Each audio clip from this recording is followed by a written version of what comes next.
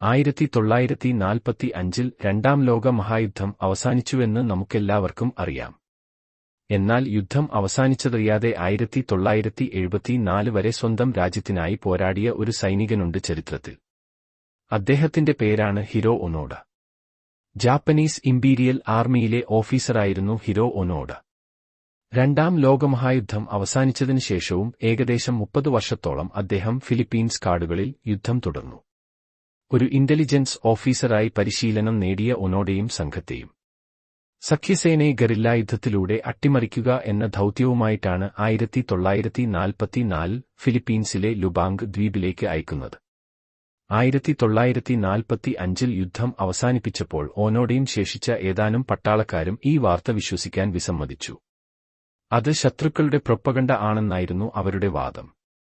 യുദ്ധം തീർന്നിട്ടില്ലെന്നും ഇപ്പോഴും തുടർന്നുകൊണ്ടിരിക്കുകയാണെന്നും ഒനോഡയും കൂട്ടരും ഉറച്ചു വിശ്വസിച്ചു. കാലക്രമേണ ഒനോഡയുടെ കൂട്ടാളികളിൽ പലരും കൊല്ലപ്പെടുകയോ കീഴടങ്ങുകയോ ചെയ്തു. എന്നാൽ ഒനോഡയാവട്ടെ അദ്ദേഹം ആർജിച്ചെടുത്ത സർവൈവൽ സ്കിൽസ് ഉപയോഗിച്ചും പ്രാദേശിക ഗവൺമെന്റിനോട് കലഹിച്ചും ഒളിവിലെ ജീവിതം തുടർന്നു.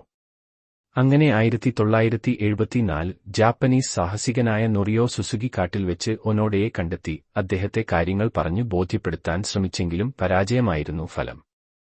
തന്റെ കമാൻഡിംഗ് ഓഫീസറായ മേജർ യോഷിമി തനിഗുച്ചി ലുബാംഗിലേക്ക് വന്ന് ഒനോഡയോട് ഔദ്യോഗികമായി ഡ്യൂട്ടിയിൽ നിന്ന് വിരമിക്കാൻ ആവശ്യപ്പെടുന്നത് വരെ ഒനോഡ കീഴടങ്ങാൻ വിസമ്മതിച്ചു. അങ്ങനെ നീണ്ട 30 വർഷങ്ങൾക്ക് ശേഷം ഒനോഡ വീണ്ടും സ്വന്തം ജന്മദേശത്തിലേക്ക് എത്തിയെങ്കിലും മാറിയ ചുറ്റുപാടുമായി പൊരുത്തപ്പെടാൻ ബുദ്ധിമുട്ടായിരുന്നു. തുടർന്ന് അദ്ദേഹം ബ്രസീലിലേക്ക് താമസം മാറുകയും കന്നുകാലി വളർത്തൽ ചെയ്ത് ജീവിക്കുകയും ചെയ്തു. തുടർന്ന് ജപ്പാനിലേക്ക് തന്നെ മടങ്ങിയ അദ്ദേഹം തന്റെ സർവൈവൽ സ്കിൽസ് പഠിപ്പിക്കാൻ തന്റെ പിന്നീടുള്ള കാലം ചിലവഴിച്ചു. അചഞ്ചലമായ സമർപ്പണത്തിന്റെയും കടമയുടെയും പ്രതീകമായിട്ടാണ് ഹിരോ ഒനോഡയെ ലോകം നോക്കിക്കാണുന്നത്.